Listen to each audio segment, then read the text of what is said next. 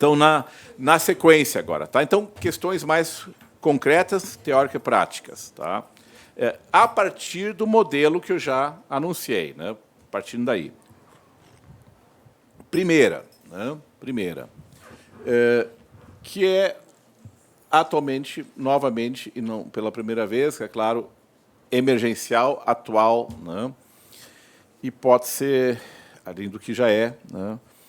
Demasiadamente impactante, desproporcionalmente impactante. Né? E algumas coisas ligadas que tu me colocaste aqui no intervalo, que inclusive o consequencialismo, assim por diante. Né? Prognoses, controle de prognoses, de opções políticas, legislativas ou não. Que é a questão do que as cláusulas pétreas protegem, que os direitos sociais, no meu entender, na maioria, ainda inclusive dos ministros supremos, são cláusulas pétreas, e vejam também que até agora, em nenhuma decisão que envolvesse direitos sociais, pode-se discutir se os limites estabelecidos pelo Supremo sejam melhores ou piores. Isso é outra coisa. Se ela acertou com a proporcionalidade, com o essencial, isso é outra coisa. Flexível de mais ou de menos, né? Agora, não por hora, pelo menos por hora, embora haja vozes que sustentam isso, inclusive em doutrina, e não são vozes absurdas, porque isso é um entendimento que tem sua razoabilidade também, né, embora não concorde, por uma razão talvez muito pragmática, né, questão da dignidade, como critério sozinho, mas, de qualquer sorte, também temos que reconhecer que nenhum direito social, por hora, nas vezes que o Supremo Tribunal Federal julgou, foi considerado como não sendo cláusula pétrea. Né. Isso não aconteceu. Né. Quer dizer que não foi aplicada da melhor forma, mas que nenhuma decisão do Supremo Tribunal até agora diz que direitos sociais não são cláusula pétrea, em nenhum caso, nenhum Supremo julga todos os casos que envolvem 70, 80 direitos sociais que temos na Constituição, talvez um dia chegamos lá, porque tudo vai para o Supremo, mas também é verdade. Né? Mas que há elementos que dentro do Supremo pode, eventualmente, em algum caso, né, levar uma decisão, sim, diferente, se qual o critério adotado, isso existe. Né? Esse fato é um dado também, e pode até mesmo reverter se outros ministros aderirem a isso no caso concreto. Dito isso, né, essa é uma questão que nós temos uma posição por ar dominante também no Supremo. Agora, o outro problema isso também está ligado também à proibição de retrocesso, mas não é só o que envolve a proibição de retrocesso, né? É o controle do alcance, né, de eventual restrição veiculada por emenda constitucional. Né? Porque nós temos pelo menos 4 níveis de proteção de direitos fundamentais que são realmente distintos e com diferenças importantes entre si, embora pontos de contato também muito importantes, porque há um elo comum em todas elas, em termos protetivos, mas também há diferenças enquanto a maior ou menor proteção. Né? Que é a proteção de direitos em face, obviamente, poder de reforma constitucional, né? A proteção dos direitos fundamentais em face, sociais ou não, em face do legislador ordinário, ou aquilo que é no Brasil considerado lei, polêmica aberta, né? A proteção de direitos fundamentais em face de atos interventivos da administração pública lato sensu, né? E a proteção de direitos fundamentais em face de intervenção por ato judicial, de poder público. Tá? E, claro, nós temos o problema da eficácia horizontal, que também envolve, né, autorrestrição por via contratual, por negociação coletiva, assim por diante, embora reconduzível em parte ao poder público, né, que também é outro nível, né, que também envolve proibição de retrocesso, controle de limitação de direitos fundamentais, lato sensu, né, com peculiaridades muito importantes e, de longe, não relevantes, né, no âmbito de direitos sociais, em particular trabalhistas, até por força também de reforma legislativa. Né?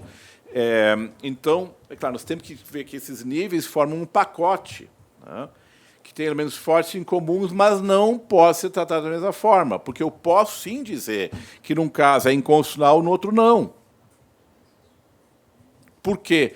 Porque as funções, o ato que veicula uma restrição, eventualmente, a natureza desse ato, né, e até mesmo o impacto desse ato, né, é diferente.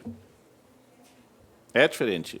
É evidente que controlar retrocesso jurisprudencial não pode ser igual, porque isso significa até que ponto vai a autovinculação da jurisprudência de tribunais mesmo inferiores a não poder modificar alguma coisa que, majoritariamente, num número X ou X de turmas, né, e votos, né, tenha consolidado nível de proteção e ficar eternamente assim. A proteção contra mudanças de jurisprudência ela é altamente polêmica no mundo inteiro, em alguns casos sequer é reconhecida, né? Em outros casos ela é reconhecida, mas sempre de um nível mais fraco, porque senão a gente retira, justamente do Poder Judiciário, a possibilidade real de enfrentar situações concretas que justamente envolvem as reformas legislativas e onde nós sabemos, essa é a natureza da nossa função, porque não só por isso, mas também por isso ela existe, é importante que nenhuma lei, nenhum decreto, nenhuma emenda pode cobrir todas as hipóteses de forma fechada, né? Então, por isso que os níveis de segurança jurídica, de proteção à confiança, de proibição de retrocesso jurisprudencial são, evidentemente, muito diferentes dos outros níveis, né? Autovinculação do Supremo, né? Súmulas, enfim, por diante. Claro, quanto mais alta a jurisdição, menos autovinculação, porque senão ela perde o poder de decidir em última instância, né? Etc, etc. Mas isso, então, não vai ser objeto específico, mas eu tenho que dizer que isso é um pacote, né? E que tem que se considerar no seu conjunto com as suas matizes. Tá? Eu não posso explorar todas, mas isso é um ponto fundamental, né? E que, infelizmente, não é tão considerado, gente. Nem na doutrina, nem na jurisprudência, menos ainda, né? Pelo menos em muitos casos.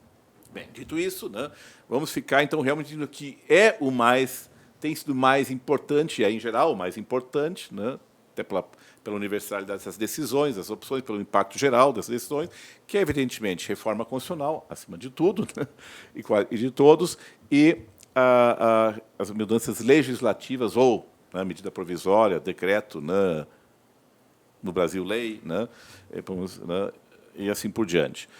E é claro que também aqui os níveis são distintos. Bom, cláusula pétrea nós vimos, né, que o seu âmbito material de aplicação, né, segundo a Constituição, é relativamente amplo, segundo a doutrina, é amplo, né? E a minha posição sempre foi que eu não posso, né, interpretar de forma, eu não posso excluir qualquer direito fundamental, mesmo não do catálogo título 2, né, do âmbito de proteção das cláusulas pétreas como tal. São cláusulas pétreas, embora haja controvérsia. Mas isso, evidentemente, não significa que eles sejam blindados a qualquer restrição. E o discurso, com todo o respeito, né, que é muito mais idealista ou ideológico puro, né, e não jurídico, né, e nem político-jurídico, de que cláusulas pétreas blindam absolutamente contra qualquer restrição, ele simplesmente não se sustenta em pé se eu juntar um meio tico com um meio teco. E, mais uma vez, gente, tanta coisa importante, não precisa abrir um livro para chegar, pelo menos, numa aproximação de resultado. Eu preciso de muitos livros, né, às vezes, para ter esse insight na hora H. Né? E também preciso de muitos livros para desenvolver isso melhor e tornar-se um discurso consistente e persuasivo, é claro. Né? Para informar novamente, Leonardo, né, não tome isso, que eu digo, uma dissociação. Pelo contrário. Né? Pelo contrário. Né? Eu não acho que a moral tem que ficar fora do direito. Eu acho que a economia não tem como ficar de fora, né? E nem a filosofia, assim por diante, que eu acho que são esferas que não podem ser totalmente reféns uma da outra, né? É só isso, né? E o problema de como usar. Mas aqui, novamente, nós temos uma situação específica, né? Não há Estado constitucional que preveja limites em matéria de reforma constitucional, que são a maioria, claro, em menor número, né? E mesmo aqueles que prevêem o controle judicial de emendas constitucionais com base em cláusulas pétreas, portanto, controle material, que admita, ou sequer possa admitir, a não ser do ponto de vista do texto, do livro, né, do panfleto, que cláusulas pétreas, limites materiais de reforma constitucional, impedem restrições maiores ou menores a direitos fundamentais. Ou aqueles princípios sejam cláusula pétrea. Simplesmente não existe. E não existe porque não pode existir. Isso é missão impossível, que nem Tom Cruise, na 7ª ou 8ª, né, nem o Batman, renascido, não sei quantas vezes das cinzas, com outra cara, né, mais feia ou menos feia, né, nem o James Bond, que já mudou não sei quantas vezes, né, daqui a pouco é o holograma Bond, né, vai resolver. Nem que foi a comunidade das 10 beldades de todos os filmes juntos. Né. Por quê? E eu normalmente, puxa, aquela resposta, vem cá, como é que o cara diz um negócio tão chinelo, né? Para dar um exemplo, um negócio que supostamente deveria ser tão sofisticado com o direito constitucional. Né? É bom lembrar, eu sei que todo mundo sabe, mas é bom lembrar quando diz uma coisa que, no fundo, diz por dizer, eu até gostaria que fosse assim, e talvez até não diga nesse sentido, mas acaba dizendo. Né? A lei ordinária, com maioria simples, não pode, sem que seja necessariamente inconstitucional, em lugar nenhum, né, fixar uma pena de prisão de 40 ou 50 anos. Claro, não pena de morte no Brasil, porque eu sou, não só porque eu sou contra, mas porque a Constituição é contra, mesmo que eu fosse, não fosse, né? Não prisão perpétua no Brasil, porque a Constituição, como regra explícita, exclui, né? Mas no sistema internacional pode até prisão perpétua. Né? Nem isso é inconstitucional, nem inconvencional, claro, dependendo dos crimes, assim por diante. Tem que ter proporcionalidade, novamente. Né? A lei ordinária, mais ordinária, né? Não pode, claro, novamente, proporcionalidade, qual é o bem jurídico afetado, sua relevância, impacto, etc., né? Que são todos os princípios conjugados. Restringir a liberdade de alguém por 30, 20, 40, 50 anos nos países. Esse direito não é cláusula pétrea, implícita ou expressa, desde as constituições liberais até as outras.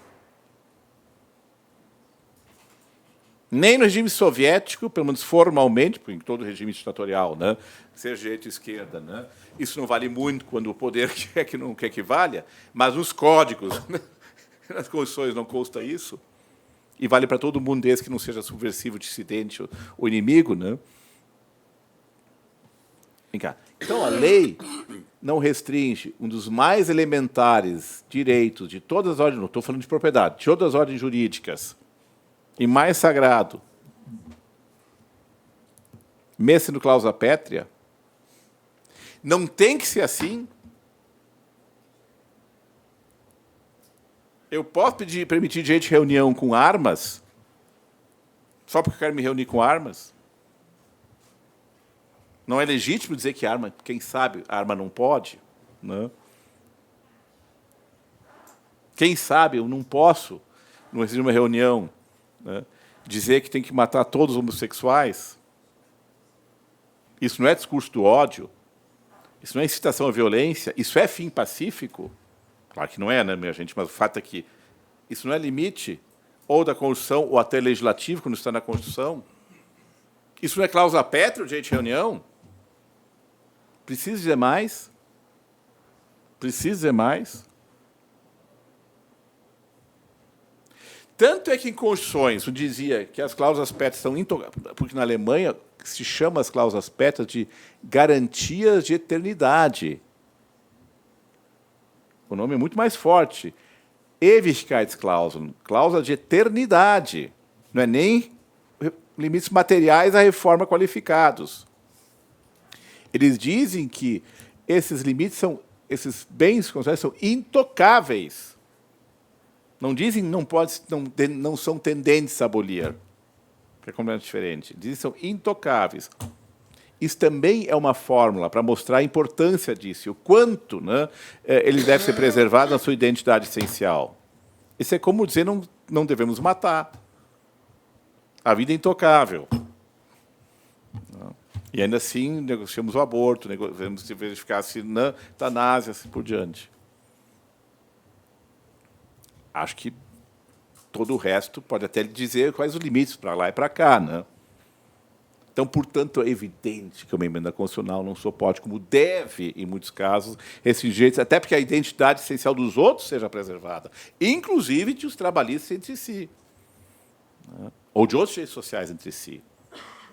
A Constituição não prevê para a saúde um piso mínimo de investimento, para a educação maior ainda. Se eu somar esses dois pisos, não sobra muito mais que 60% para o resto dos direitos sociais e dos demais direitos fundamentais.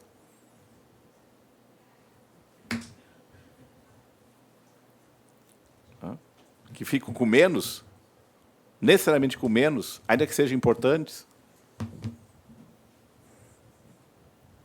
Então, intocável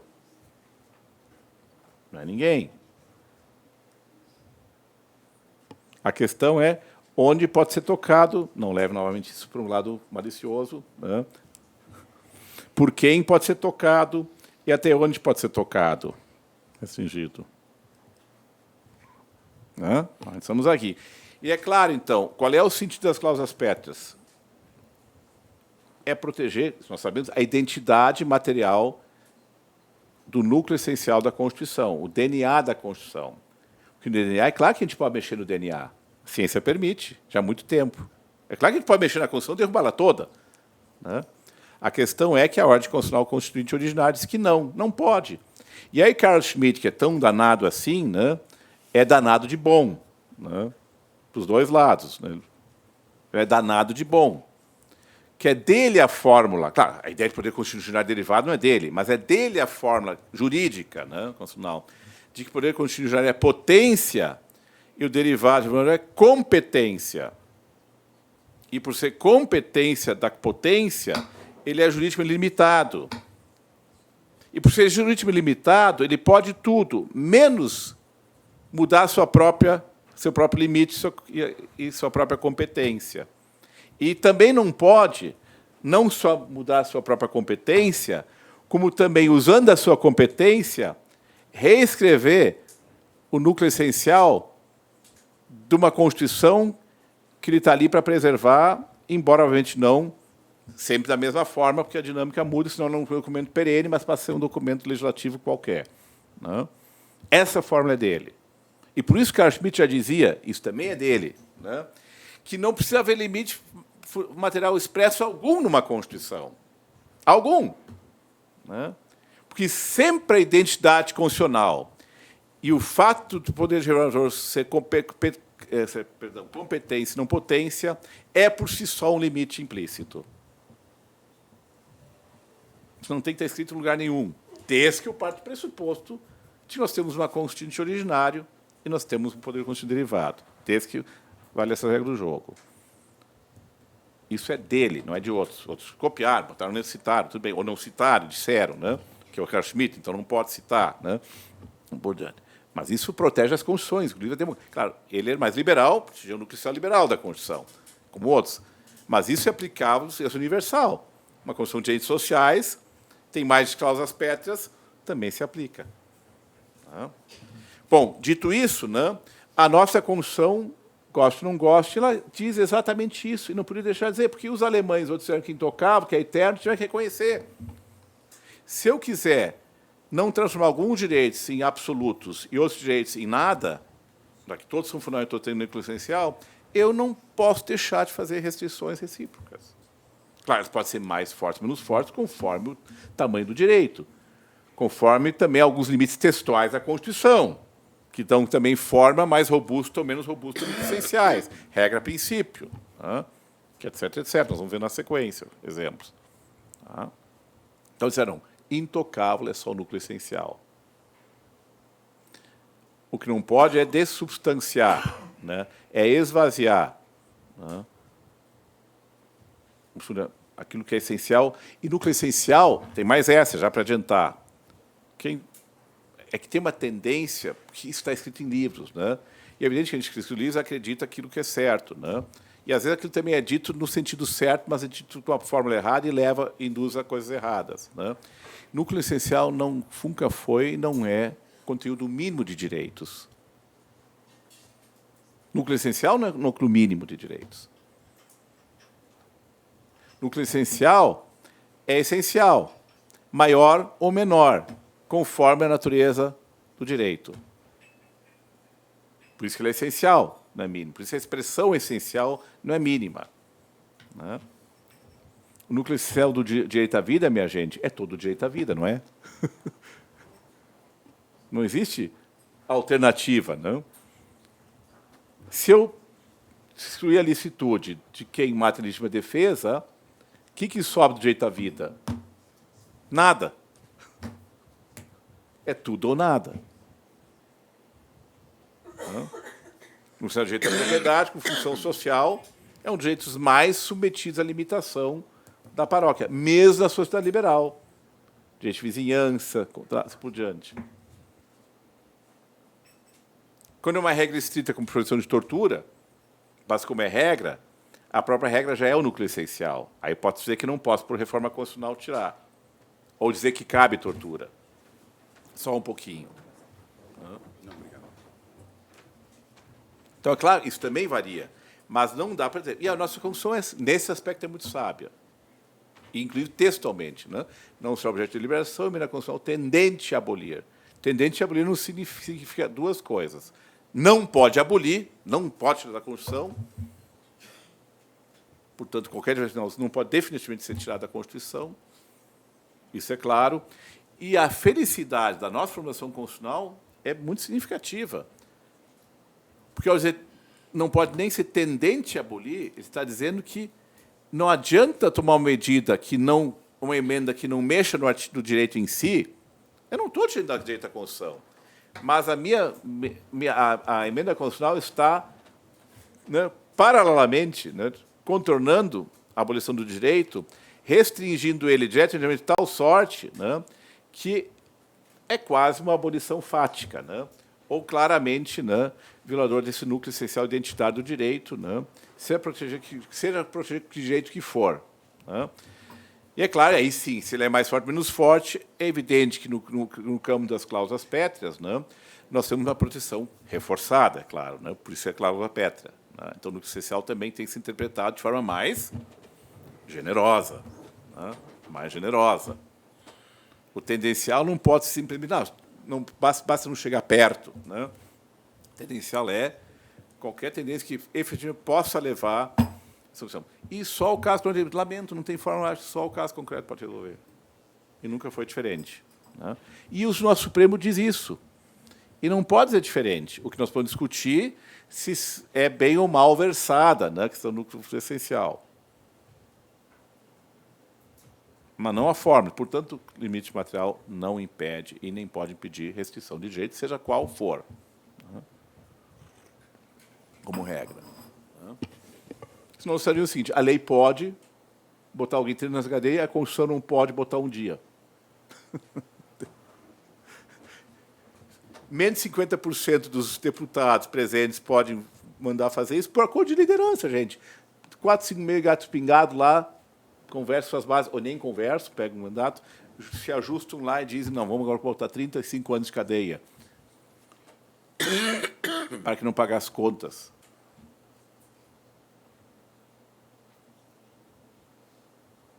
Mas a emenda constitucional aprovada por 3/5 e 2 turnos não pode. Então, por que eu insisto nisso? Porque tem gente que diz que não pode. Apesar disso. Isso é fundamentalismo, né? É simplesmente para mostrar os mais poderosos argumentos, para mostrar os mais poderosos argumentos, pode mostrar que está acontecendo, não está sendo filmado, está acontecendo aqui. Não, não está acontecendo.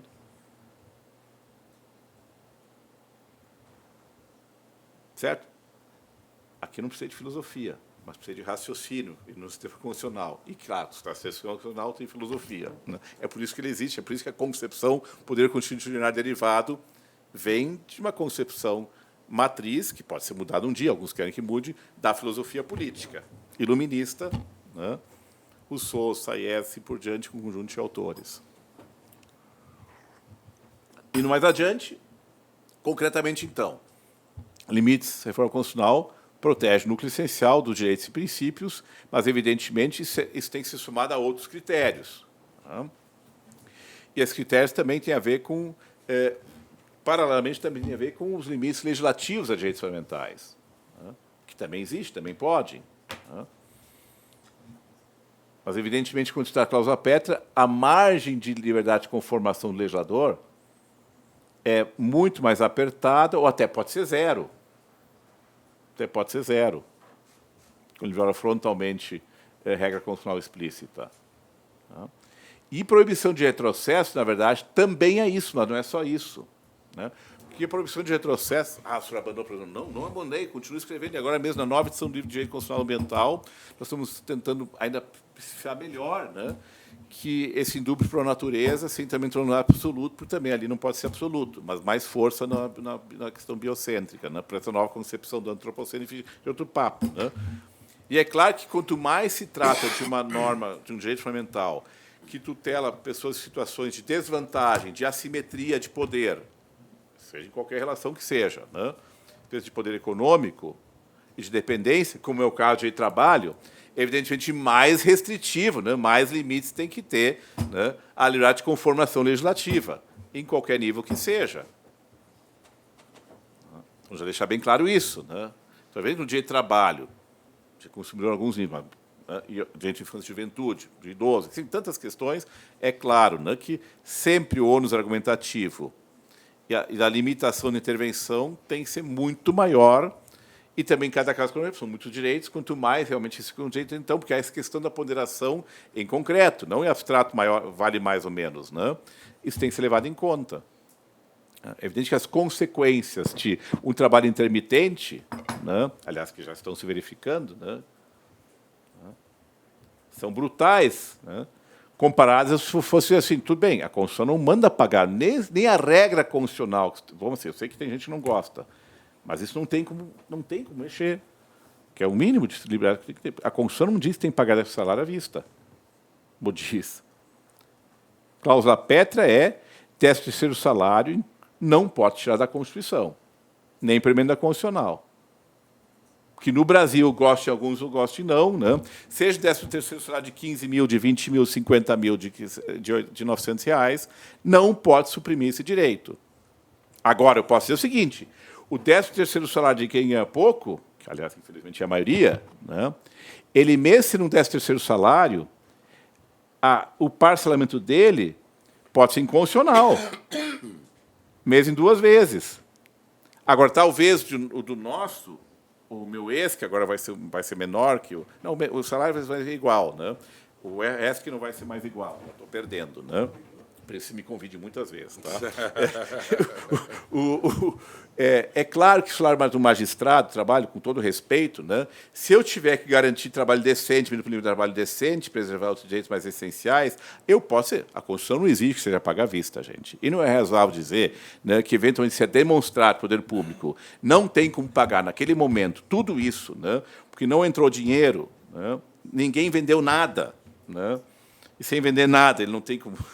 Quer dizer, é evidente que essa é uma parte que eu posso dizer, não, paga em 2, 3 vezes, mas paga o valor e corrige. O salário mínimo jamais, porque o salário mínimo...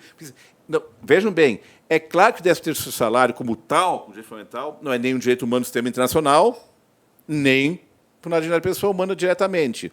Mas é evidente que, nos casos concretos, o não pagamento do 13º salário, quem tem renda baixa, e às vezes depende dele para fazer as contas mais basilares, né, pode, sim, naquele caso concreto, violar a dignidade da pessoa humana.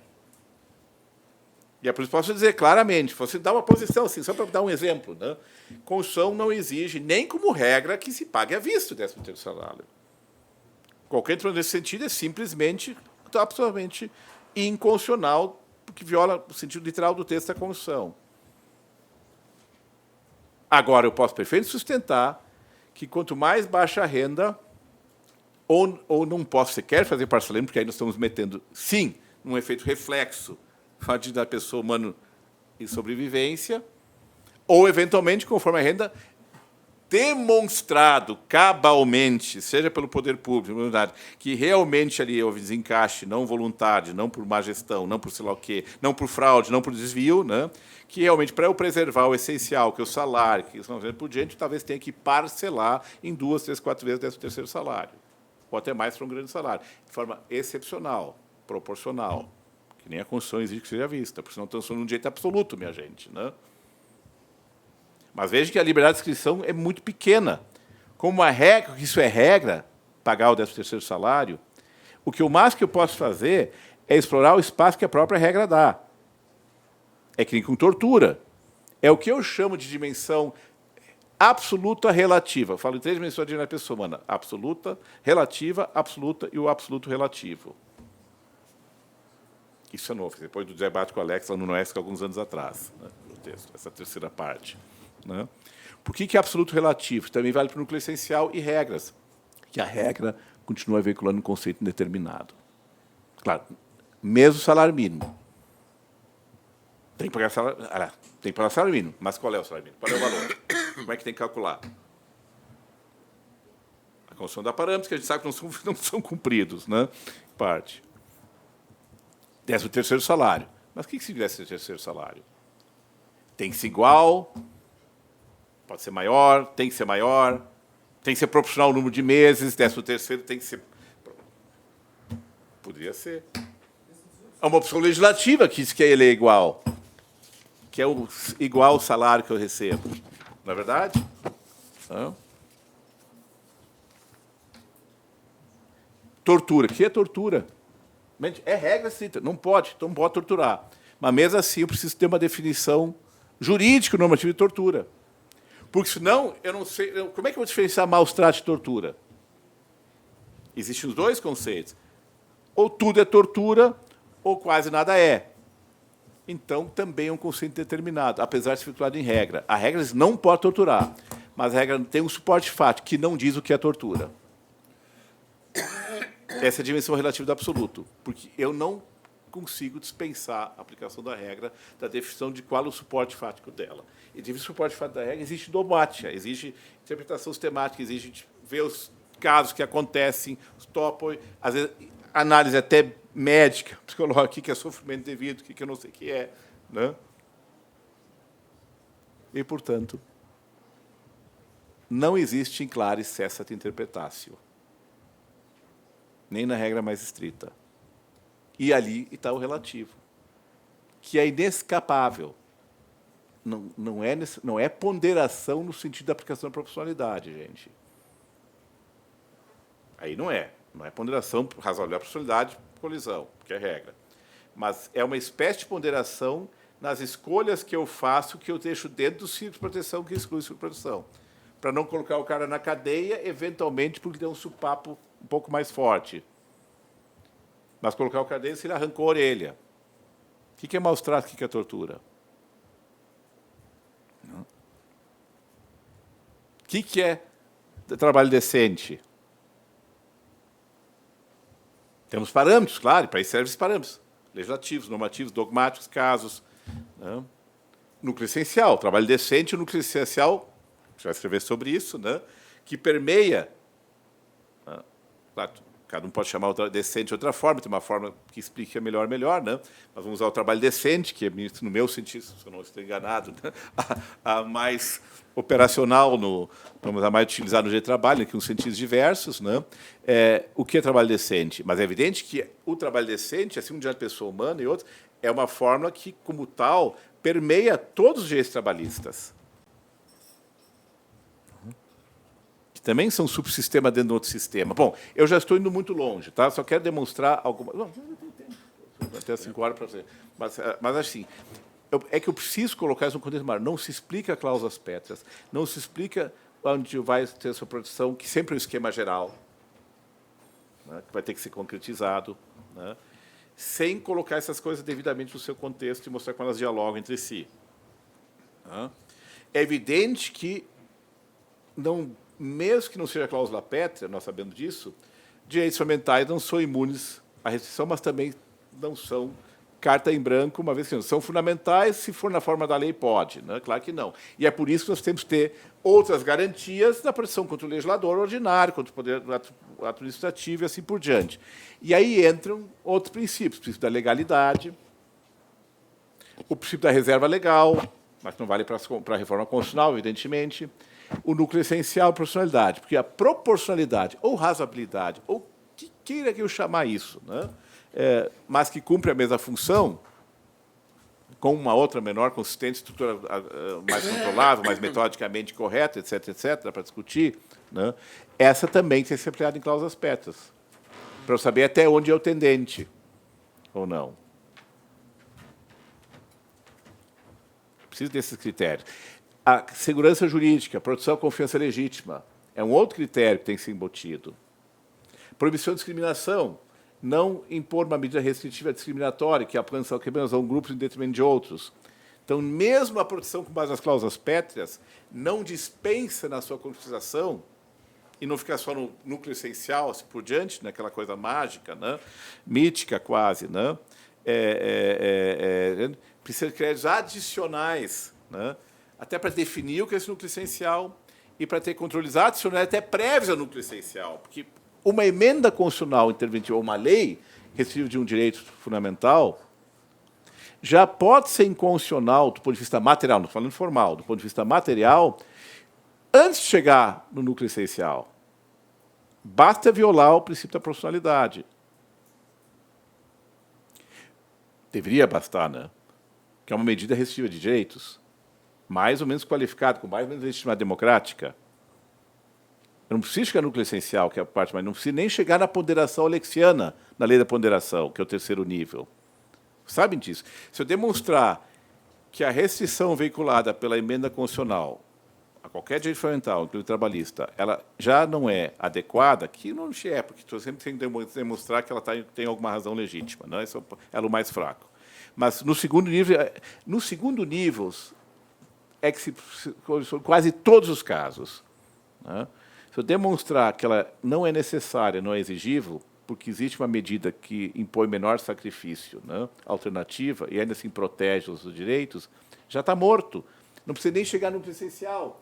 Não precisa nem chegar naquela ponderação realmente propriamente dita, né, que é um juízo realmente muito mais de razoabilidade, embora sim tenha alguns critérios. Né, que não importa. O Alex não chama de razoabilidade, chama de profissional de sentido distrito.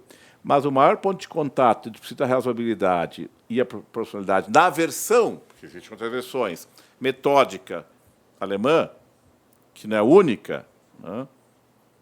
Mas ela é muito boa, desde que bem aplicada, que é mais controlável, tem mais ônus de argumentação, ali é que se faz o juízo realmente de razoabilidade, propriamente dito. Sempre com algum critério só, que razoabilidade também tem critérios, mas aí eu vejo, é ainda assim desarrazoado, é ainda assim excessivo, e por quê?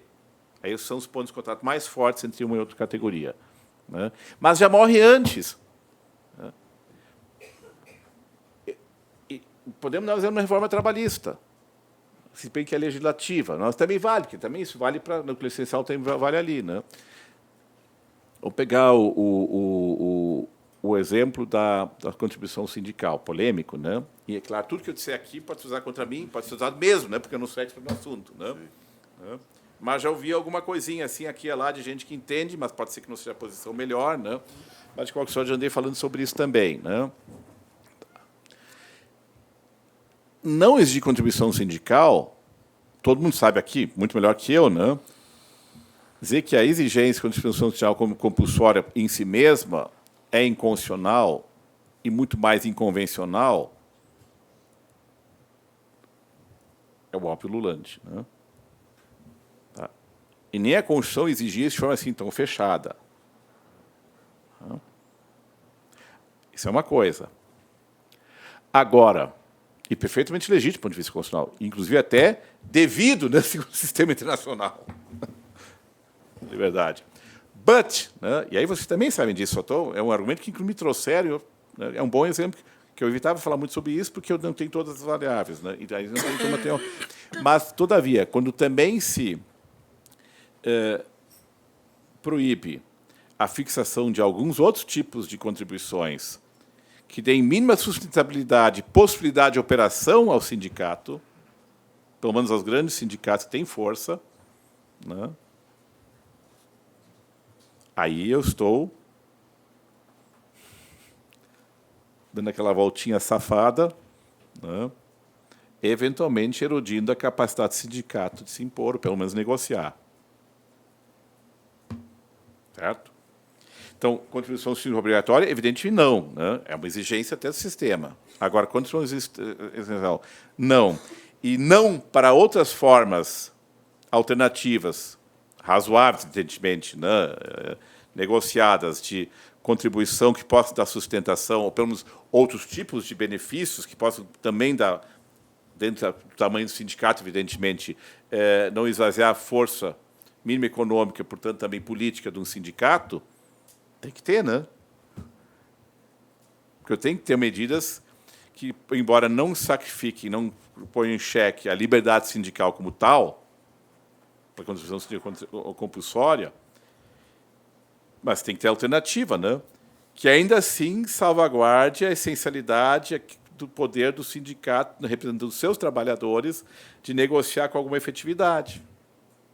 Não é verdade?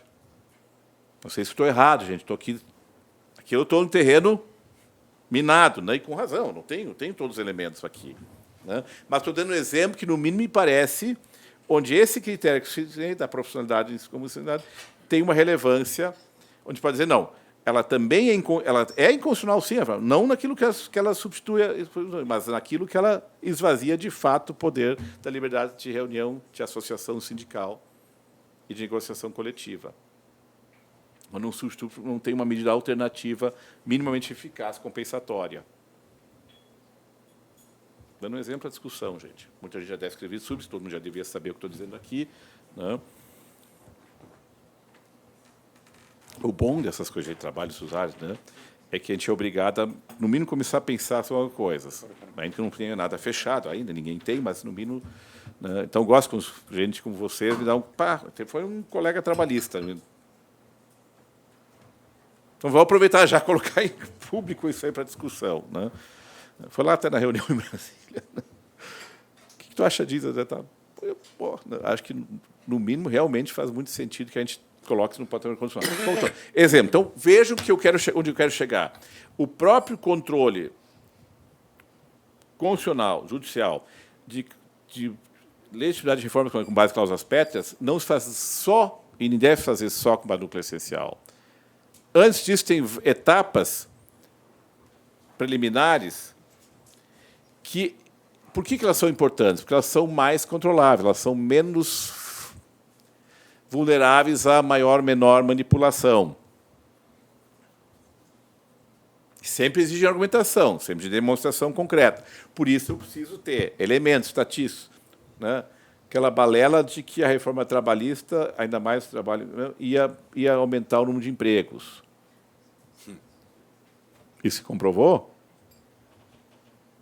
Sim, talvez empregos rápidos, conjunturais, talvez... Porque aí você coloca isso no índice de emprego formal, mas nem assim, né? Mas, quer dizer, podia até inventar, daqui a pouco eu vou ter muita gente empregada 1 mês, 2 semanas, né? E que isso pode dizer que as estatísticas de desemprego caem.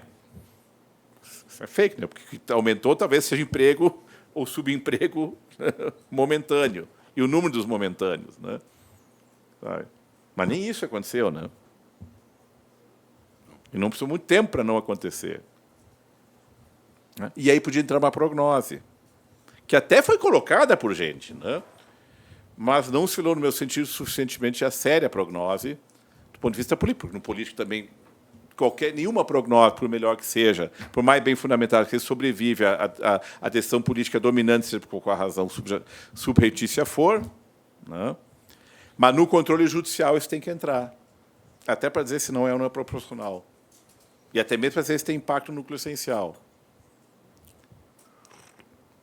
Por isso que o Código de Ética da Magistratura, embora até discutir a vinculatividade dele, né, do ponto de vista normativo, aí eu discuto, apenas cláusulas gerais, com razão diz também o CPC que o juiz tem que levar em conta também as consequências da sua decisão.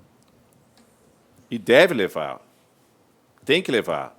Agora, quando se diz que ele tem que levar, não significa levar também de qualquer sorte, se não dizer, não, aqui tem um problema econômico, tem reserva possível, mesmo que o fato de nós termos o déficit na Previdência é irrelevante para esse fato, para definir os limites da reforma, que só nos 10 anos, nos 8 últimos anos do governo PT, os 2 primeiros anos do governo Temer, e também antes do Fernando Cardoso, depois do Temer também.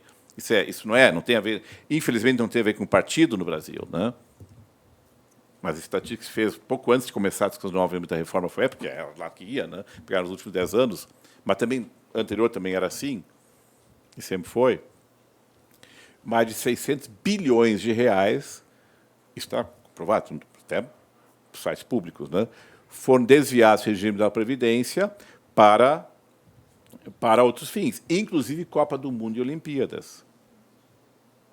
E não pouco. Não bilhões, mas centenas de milhões. Saíram dali. Né? Mais de 400 bilhões não cobrados em crédito.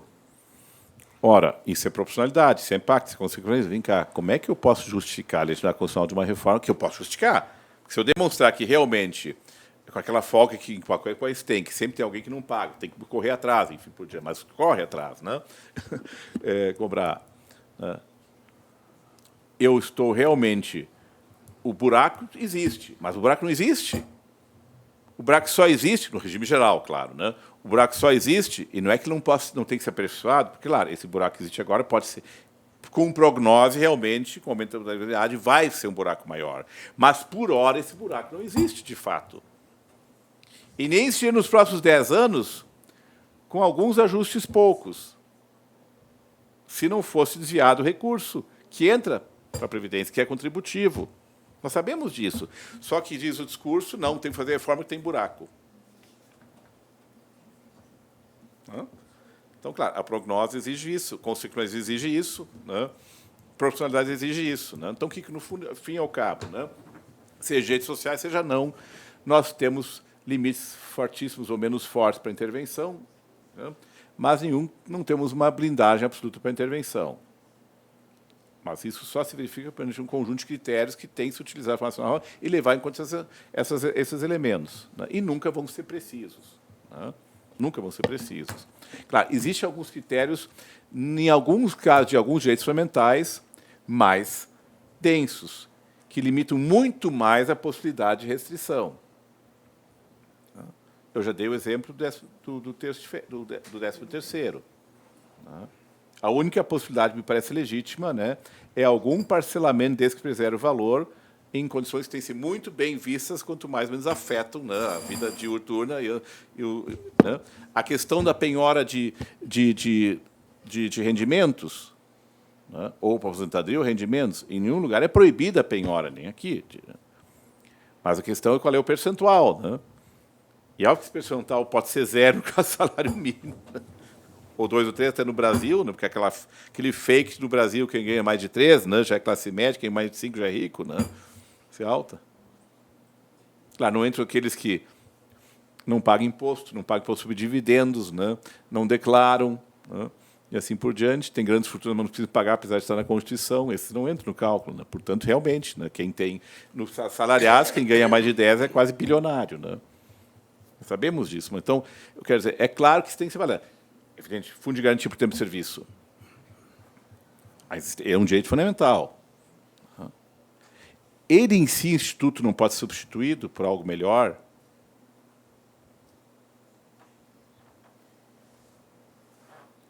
Pode ter algo melhor que fundo de garantia?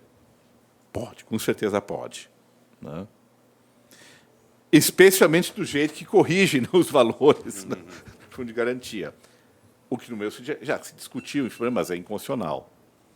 Né? Mas ele, fundo de garantia, pode ser suprimido como tal? Ele é cláusula pétrea? É direito fundamental, e cláusula pétrea. O instituto, o nome que ele é, dá para discutir sim, mas evidente a função que ele cumpre e similar, até pode ser, até para melhorar. Piorar sempre se consegue, né? Mas não é cada vez pior. Né? Porque é um instituto que cumpre uma função. A questão é preservar a função. Mas, por hora, salvo se demonstre que algum instituto cumpre essa função sobejamente demonstrado, não pode mexer, só internamente na sua configuração. Né? Bom, proibição de discriminação nas relações de trabalho. É evidente que são proibições estritas, portanto, são regras que proíbem discriminação. Né? Mas todo mundo também sabe que, no lugar no mundo, se pode sustentar, né, que não há como estabelecer um tratamento diferenciado mesmo entre pessoas com deficiência. Que é evidente que tem deficiências de tal monta que sequer permite que a pessoa exerça algum trabalho. Sem até se humilhar. Né? Não até nem falando do ponto de vista de ter um trabalho, mas até se humilhar. Evidente. Não posso colocar uma pessoa, eventualmente, em alguma situação militar, por exemplo, de frente, infantaria. Né? Mas eu posso deixar essa pessoa sem entrar no exército só porque ela tem uma deficiência? Né? Claro que não. Né? Quer dizer, sempre as situações racionais objetivas que até preservam, inclusive, a pessoa. Né? Faz de outras que justificam a diferenciação, mas só nesse nível. Né? Nem isso é absoluto, nem pode. Né? Porque se eu equiparar os iguais, né, os desiguais, eu estou violando a igualdade. No Brasil, LOAS é inconstitucional. O LOAS, como é no Brasil, na Alemanha e em vários países europeus, seria inconstitucional. Inconstitucional. Por quê? Porque eu não posso estabelecer um benefício único em dinheiro de assistência social que tenha o mesmo valor para todo mundo. É claro que a lei tem que estabelecer um padrão que vale para a maioria dos casos, até por questão da universalidade e praticabilidade, né? Mas como é que isso já se discutiu? O Supremo já avançou, né? Com relação que o critério único não pode ser o quarto salário mínimo, né? Você tem inserido de uma forma sistemática, mas isso não basta, né? Porque continua sendo o mesmo valor.